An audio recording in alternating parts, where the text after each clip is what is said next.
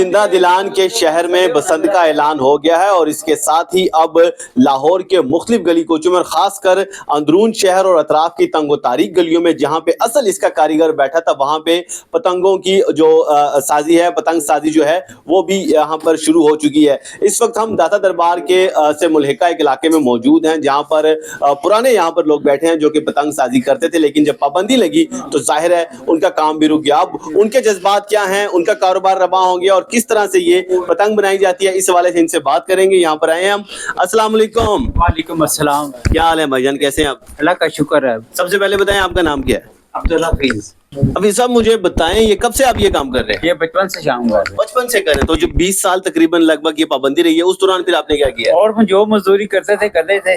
تو ابھی 20 سال میں بھول تو نہیں گئے آپ یہ کام؟ نہیں، جو بچپن میں کیا 20 سال تو پہلے کیا تھا، 20-30 اس کا پابندی لگی بھی چھوڑنا پڑ گیا، پولیس والے تنگ کرتے تھے کرنے۔ پھر تھوڑا باہر بھی کام کیا، پشاور میں کام کیا، کوٹے میں کام کیا۔ اب ہم خوش ہیں کہ ہمارے شہر میں کام کریں۔ مجھے یہ بتائیں کہ یہ پتنگ تیار کس طرح ہوتی ہے، ایک عام آدمی کو سادہ سے زبان میں بتائیں کہ اس میں استعمال کیا کیا ہوتا ہے، اس میں کاغذ کون سا ہوتا ہے، اس میں جو وہ ایک باندھ سے استعمال ہوتا ہے وہ کہاں سے لاتے ہیں اور کس طرح یہ تیار ہوتی ہے؟ بھائی یہ پاکستانی کاغذ ہے، فلائنگ کا ہے، چائنا کا بھی کاغذ آ رہا ہے، اور وہاں سے برما سے بھی آتا ہے، بنگلہ دیش سے بھی آتا ہے، اور ایک آٹا شریش ہے، تھوڑا سا دھاگا اس میں لگتا ہے، یہ چیزیں اس سے گڈی بنتی ہے۔ دن میں کتنے پتنگ آپ بنا لیتے ہیں؟ دن میں 50-60 گڈی پتنگیں بنتی ہیں یہ۔ اچھا، اور 50-60 انف ہوتی ہے، گزارا ہو جائے گا؟ کیونکہ بڑے تھوڑے سے دن رہ گئے بسنت میں، تو کیا ڈیمانڈ پوری ہو جائے گی؟ ڈیمانڈ تو بہت ہے، اب جتنا ہو رہا ہے اتنا کر رہے ہیں، جتنا ہم ٹائم میں ہوتا ہے۔ چلیں جی، بات کریں گے۔ ہمارے ساتھ شیخ صاحب بھی موجود ہیں، شیخ شکیل صاحب، ان سے بھی۔ اچھا شیخ صاحب، آپ لوگوں نے بڑا بیڑا اٹھایا تھا جب پابندی بھی لگی، آپ نے بڑی پوری تحریک چلائی تھی، اب بتائیں جذبات کیا ہے، کیا سمجھتے ہیں 2 دہائیوں بعد پتنگ بازی جو ہے وہ صوبائی دارالحکومت میں دوبارہ ریوائیو ہونے جا رہی ہے؟ دیکھیں، بسم اللہ الرحمن الرحیم، سٹی 42 نے تو ہمیشہ ہی ماشاءاللہ عروج پہ ہی رکھا ہے کائٹ فلائنگ کو، اور ہمیں بھی انہوں نے عروج پہ رکھا ہے۔ اللہ کا شکر ہے، ابھی سلسلہ کار چلا ہے اور آہستہ آہستہ ہمارا جو جہاز ہے وہ رن وے کے اوپر آہستہ آہستہ چلنا شروع ہو گیا ہے۔ آگے دیکھیں انشاءاللہ اللہ پاک بڑی برکت ڈالے گا اس میں، انشاءاللہ آپ کو ہر چیز جو ہے واضح طور پہ نظر بھی آئے گی، وہی آپ کو آسمانوں کے اوپر رنگ برنگی پتنگیں بھی نظر آئیں گی اور وافر نظر آئیں گی۔ اچھا مجھے یہ بتائیں، پتنگ بازی تو بڑا ظاہر ہے ایک بڑا مزیدار قسم کا فیسٹیول ہے، سبھی خوش ہیں، لیکن ظاہر ہے ہماری سوسائٹی کا ایک طبقہ ایسا بھی ہے جو بڑے ان کے خدشات بھی ہیں کہ یار پہلے بڑی مشکل سے ہم نے پابندی اس پہ لگوائی، ہلاکتیں ہو رہی تھی، کوئی لوگ چھت سے گرتے تھے، کوئی ڈور پھرنے سے ہلاکتیں ہو رہی تھی، ایکسیڈنٹ ہوتے تھے اس کی وجہ سے۔ اب اس چیز سے نپٹنے کے لیے آپ کیا سمجھتے ہیں، کیا حکمت عملی ہونی چاہیے آپ کی، شہریوں کی، انتظامیہ کی؟ دیکھیں، جو مافیا تھا نا، وہ مافیا آج بھی سرگرم ہے، وہ نہیں چاہتا کہ لاہور کے اندر یہ ایونٹ ہو، اور اس مافیا کو جو اب ہم نے جو کنٹرول کیا ہے، اس سے ہم نے کنٹرول یہ ایسے کر دیا ہے کہ موٹر بائک کے اوپر روڈ جو ہے وہ ہم نے لازمی کروا دیا ہے۔ ہم خود بھی ایسوسیشن بھی، آل پاکستان کائٹ فلائنگ ایسوسیشن کی طرف سے بھی روڈ جو ہے ہم لوگ لگا رہے ہیں، اور آپ نے اس کو کوریج بھی دی ہے۔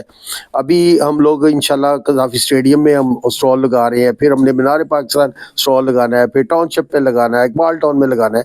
ہمارا جو لیڈر جو ہے، ہمارا جو بانی ہے، جو ہے کیا نام ہے ان کا، ملک گوگی صاحب اور عمیر مسعود صاحب جو ہیں، ان کی کاوش یہی ہے کہ آپ سب سے پہلے عوام کو سیف کریں گے تو یہ ایونٹ بہت اچھا ہوگا۔ مجھے یہ بتائیں 2 دہائیوں بعد آ رہی ہے، آپ توقع یہ رکھ رہے ہیں کہ چونکہ وہ لوگ جو بسنت مناتے تھے ظاہر ہے اب وہ عمر کے اس حصے میں ہوں گے کہ شاید ان کا وہ جو ایک دیکھنے کی حد تک ہی جذبہ رہ گیا اور خود وہ پتنگیں نہ اڑائیں، آپ کو لگتا ہے کہ اتنی ڈیمانڈ ہوگی جو پوری کرنا مشکل ہو جائے گا؟ نہیں، آپ اس کی فکر نہ کریں، بڑی ڈیمانڈ اور بڑے لوگوں کے پاس ہر چیز موجود ہوگی، کوئی بندہ یہ نہیں کہہ سکے گا جی وہ مجھے یہ چیز نہیں ملی، روایتی جوش و جذبہ ہوگا جو 2 دہائیاں پہلے تھا؟ بالکل ہوگا، ویسے ہی ہوگا۔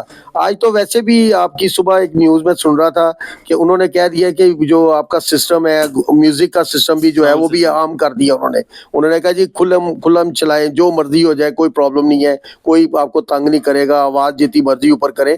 یہ ایک حسن ہے، یہ کائٹ فلائنگ کا حسن ہے۔ اچھا پھر یہ بتائیں کہ پھر تو 1 مہینے سے بھی کم وقت رہ گیا ہے، تو ڈیمانڈ آپ کہہ رہے ہیں کہ بڑی، آپ توقع رکھ رہے ہیں کہ بہت ڈیمانڈ ہوگی، ڈیمانڈ پوری کر سکیں گے آپ؟ چونکہ کاریگر سے بات کی، وہ کہتے ہیں 50 سے 60 بمشکل وہ بنا پاتا ہے۔ دیکھیں، یہ بھائی یہ کام کر رہے ہیں نا، بڑی بڑی ٹیمیں کام کر رہی ہیں، وہ ایک دن کے 1000 1500 گڈے بنا رہے ہیں، اور الحمدللہ وہ اپنا کام جاری ہے ان کا۔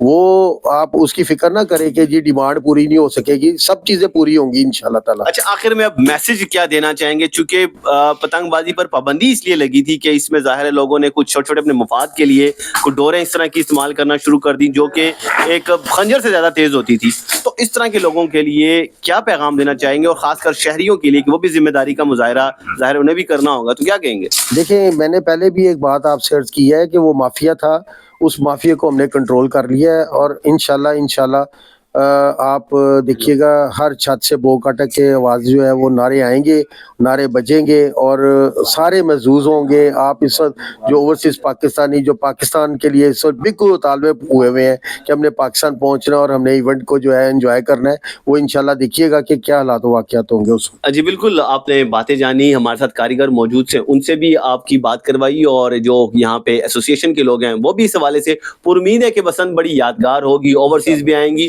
اور وہ جو روایتی جوش و جذبہ ہے اس کی یہ لوگ توقع کر رہے ہیں. تو اس سلسلے میں سب سے جو اہم اب بات ہے اور ذمہ داری جو ہے ظاہر ہے اب شہریوں پر عائد ہوتی ہے, عام لوگوں پہ عائد ہوتی ہے. اب انہیں ذمہ داری کا مظاہرہ کرنا ہوگا اور اس خوبصورت تہوار کو تہوار کی حد تک ہی رکھنا ہوگا, اور اس حوالے سے جو احتیاطی تدابیر ہیں وہ اختیار کرنی ہوں گی. اس کے ساتھ ہی اجازت دیجیے, انشاءاللہ جلد حاضر ہوں گے ایک نئی سٹوری کے ساتھ. اللہ نگہبان.